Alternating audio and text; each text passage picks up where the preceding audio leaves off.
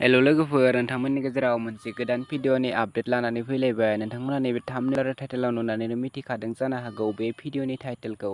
आसा खालामो नोंथांमोना बे भिडिअ'खौ जागायनायनिफ्राय जोबजासिम नायलांगोन, होनब्लासो मिथिगोन बे गोदान भिडिअ'खौ बबे चेनेलाव होदों।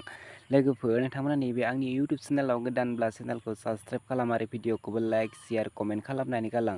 आं बेफोरबायदिनो गोदान भिडिअ'फोरनि आपडेट लानानै फैबाय थायो। बिदिब्ला फैदो दिनैनि बे गोदान भिडिअ'नि गोदान आपडेटनि सायाव।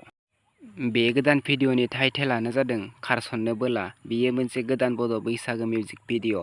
लोगोफोर, दासिमहालागै नैबे गोदान बड' बैसागो मिउजिक भिडिअ'खौ फुलि नायाखै, अब्ला बे भिडिअ'नि जोबनायाव नायनो हागोन। आं बिथांमोननि इउटुब चेनेलखौ लास्टआव स्क्रिनाव बुंनानै होगोन, बेनिखायनो बे भिडिअ'खौ स्किप खालामालाखैनो जोबजासिम नायनो नांगोन। बे भिडिअ'आव कास्ट महरै दङ नुकुल बर' आरो प्रिस्मिता बसुमतारी। बिथांमोना नैबे भिडिअ'खौ अलरेडि फुलि आपल'ड खालामनानै होलांबाय आरो बे भिडिअ'नि मेथाइखौ रोजाबदों रबिन सिं दैमारि आरो बेबी राभा। बे गोदान बड' मिउजिक भिडिअ'आ जोबोरैनो मोजां जादों।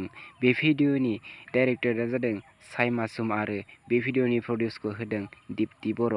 लोगोफोर, नोंथांमोना दासिमहालागै बे भिडिअ'खौ फुलि नायाखै, अब्ला नैबे स्क्रिनाव नुनाय जिअ मिउजिक प्रडाक्शन, बे स्क्रिनाव नुनाय इउटुब चेनेलाव थांनानै बिथांमोननि गोदान बड' मिउजिक भिडिअ'खौ नायनानै लाहैदो।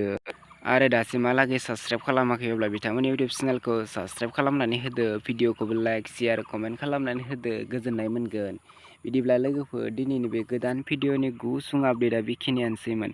आंनि चेनेलाव बेफोरबायदि गोदान भिडिअ'फोरनि आपडेट मोननो थाखाय चेनेलखौ साबस्क्राइब खालामदो, भिडिअ'खौबो लाइक, शेयार, कमेन्ट खालामनानै होदो।